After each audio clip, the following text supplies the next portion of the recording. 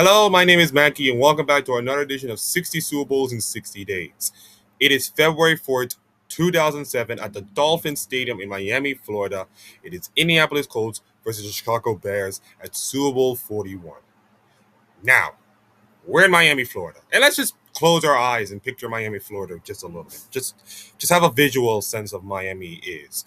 It is warm, it is sunny, 80 degrees. You feel like you're wanting to just lean back on a hammock or lean back in a chair, catch some suns, have some beautiful, beautiful ladies walking around you. The beach is calm, it is blue, the sands are beautiful, the sun is shining so great. There is a party atmosphere, of course. There's nightclubs, there's festivals, there's Cuban Havanas all over. You can stuff your mouth into ice cream. That is what Miami was supposed to be on that day. And yes, it was February, it was winter time, but that was supposed to be what Miami is. Instead, what we got in the Super Bowl is a bucket load of rain. Lots and lots of rain. And while you can look at the scoreline and say, oh, Indianapolis won this whole thing 29-17 and won their second Super Bowl in existence, the first since their Baltimore Colts years, but the first time in Indianapolis history, this game was a so-so game. Let's just call it that. The only memorable thing about this game, and we'll get to that later. Actually, we'll get to that now. The only memorable thing about the Super Bowl is the Devin Hester kickoff return, the first time we see a kickoff return score for a touchdown, and it was the very first play of the game. And Prince, the late Prince, halftime show in the rain. And it was beautiful. It was the most beautiful halftime show I ever watched. I talk about Super Bowl halftime shows in a couple of videos ago, and this is another Super Bowl halftime show you need to watch. And this Super Bowl was absolutely fantastic. If you have the time, just go watch it, and of course, but that is literally the only memorable things about the Super Bowl. And that's it. And also Tony Dungy becoming the first black coach to ever win the Super Bowl. There's that. So anyways, let's get to the stats. Payton Manning, the MVP, 25 for 38, 247 yards, touchdown, interception. All right?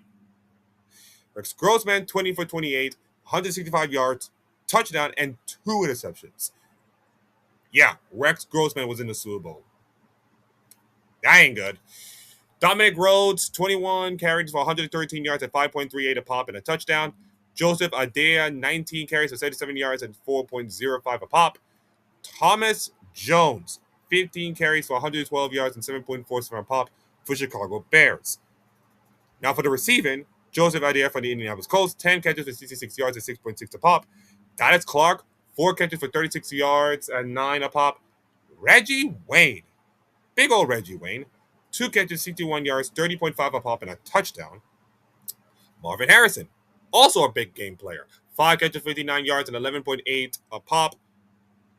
And then for the Chicago side, we got Desmond Clark, 6 catches for 64 yards and 10.67 a pop. Bernard Baran, 4 catches for 38 yards and 9.5 a pop. Mushin Mohammed, 3 catches for 35 yards and 11.67 a pop and a touchdown. Thomas Jones, 4 catches for 18 yards, 4.5 yards a pop. The defense is where the whole story began. Kelvin Hayden with a 56-yard interception return for a touchdown and 5 tackles. Bob Sanders, interception, 3 tackles and forced fumble. Anthony McFarland, sack and 2 tackles. Gary Brackett, 8 tackles. Kato June, 7 tackles. Antoine Bethia and Rob Morris, 4 tackles. Nick Harper and Robin Mathis. Also, Robin Mathis with a forced fumble, 3 tackles. And Raheem Brook, Dwight Freeney, and Dalen Gannon with a fumble recovery. For Chicago, Chris Harris, interception, 4 tackles. Tank Johnson, half a tackle and 5 tackles. Actually, half a sack and 5 tackles. Okay. Mark Anderson, half a sack, 2 tackles, and a fumble recovery. Lance Springs, 13 tackles. Charles Peanut Tillman, 11 tackles. Brian Urlacher, 10 tackles. Great defensive player he is. Danielle Manning, 8 tackles. Hunter Hildenmeyer and Nathan Vatcher, 6 tackles. Ian Scott, 4 tackles. And Alex Brown, 2 tackles and a fumble recovery. Of course, Devin Hester, I mentioned, 92-yard kickoff return to begin the game.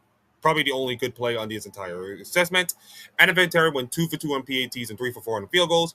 Robbie Gold with 2 for 2 PATs and 1 for 1 on field goals. Total yards, Indianapolis 430 to Chicago 265. And Chicago have 5 turnovers to Indianapolis 3. There were 8 turnovers in the game. Yes, the rain was pretty much the culprit for all of those, and you can just say that it was a wet day with a wet ball, so you can figure out how that went.